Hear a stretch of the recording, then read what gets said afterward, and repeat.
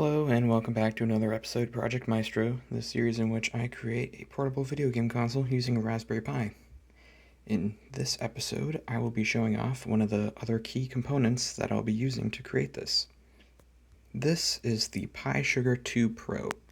It is a battery pack module that can connect to the bottom of a Raspberry Pi using these pins right here and create a portable battery supply to the Raspberry Pi, so it does not need to be plugged in to a outlet and can be moved around, portably. So today I'm going to figure out how to try and install it and set it up on the Pi, and we'll see what happens. First things first, I do need to remove the Pi from the screen. That was last episode. I attached the Raspberry Pi to the screen, and I'm going to have to take it off temporarily to see if I can attach this battery pack module.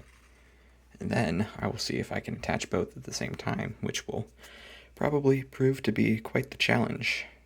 So, yep. Alright, so the Raspberry Pi has been successfully detached from the screen. And now I will try to attach this board that is under the battery to the bottom of the Pi, which involves me first removing the battery itself, so I will do that real quick. Okay, the board is now detached, and all I should have to do now is take these little golden pinholes and line them up with the pins on the Pi on the bottom of it, and we will see what happens. So I'll try to do that now. Alright, so I seem to have put the board on the bottom of the Raspberry Pi, and I apologize for making so many jump cuts. It's rather difficult to hold the camera and do all this at the same time. So, yeah, but as you can see, the pins on the bottom are inside those little socket things. So now I'm going to use, well, I guess they weren't in that well, but I will use screws now to secure them into place so that doesn't happen again, and I will be right back. So I've been trying for the past few minutes to screw in the little tiny black screws it gives you into these little screw holes, and I was not able to, and I was wondering why. I was like, it should work, but then I realized that there are little see-through stickers on top of the holes that was preventing me from screwing them in. So that was a good 10 minutes wasted. But yeah, now I will make sure to look for those in the future. Alright. Okay, so it's now been successfully attached to the bottom of the Raspberry Pi with these screw holes that are no longer covered by plastic film. That is very hard to see, which is always good news. So now, moment of truth, I guess. I'm going to plug in a micro SD cable and plug it into my monitor. I'm not going to use the miniature screen yet because I'm just still testing it to see if it works at all. But yep, that is going to be the next step, and I will show you that now. Okay, it is now plugged in, the cable. Now, supposedly what I have to do is, probably can't even see it, there's a little tiny button right there. I have to hold that down for 2 seconds, and then I flip this very tiny very tiny switch, and fingers crossed that works. Alright, it can be kind of hard to do one-handed. I'll just cut, see if it works. Nothing seems to be happening. Let me see real quick what I can do.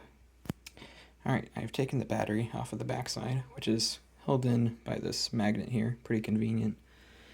And what I need to do is this little button that says activate. I'm gonna really press it like hard. See if it does anything. 1 Mississippi, 2 Mississippi. Alright, and then the on switch.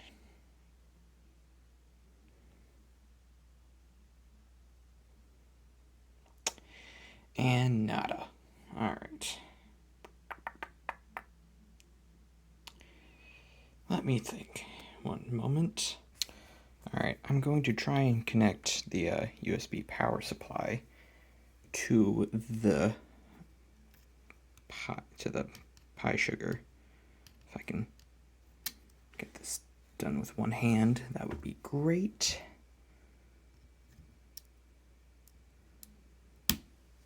Ooh, blue light. Step in the right direction. Okay, okay. And now, I can't really hold this up with one hand.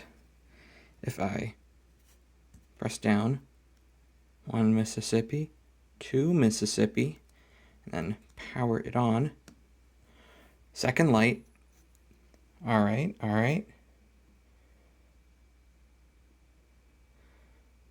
All right.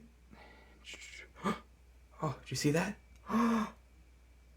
It's working.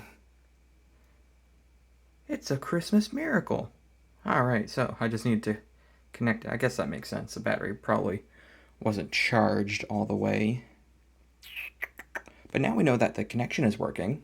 Like the pins that I showed earlier, those are all connected because this power supply is going through the PiSugar board and not the Raspberry board. So they're connected to each other, which is good. And now we wait. I'm going to wait for this to turn on, just confirm that it's fully operational. And then I will attempt to see if it will just turn on via battery power here. And I forgot to put a controller in again. Fantastic.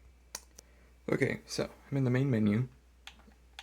So this seems to all be fully functional. Now, if I go to the main menu and I scroll down to shutdown system, do a safe shutdown real quick. Yes, I really want to shut down. All right, so now, okay, the green light indicating that it's on Pi has turned off, but this is still lit up. So what if I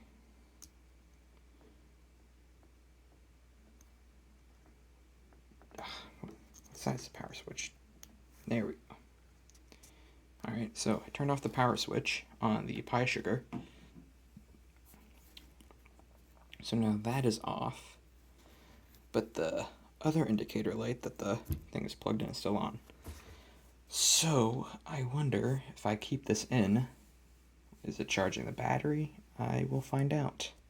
I'm probably going to keep this in for a few minutes and then I'll unplug it and see if it turns on its own power using just the battery. So yeah, can try that. Okay, I've unplugged the main power, so I will attempt to see if this turns on its own power. Ooh, alright, blue light is on. Controller just buzzed, I don't know if you heard that or not. And this is running totally off its own power. This is only HDMI cable. And would you look at that? That is a RetroPie video game console turning on without the use of an external power supply. Just purely off of its own battery power. Now that is a step in the right direction, I would say. Now, I think this battery saga is probably going to be a two-parter because the next large hassle is seeing if I can connect all of this to the display, which will be its own journey because they are not that compatible with each other. But you know what? I will make them compatible. All right. So thank you, everybody, for watching this episode of Project Maestro. Stay tuned, and I will see you later. Goodbye.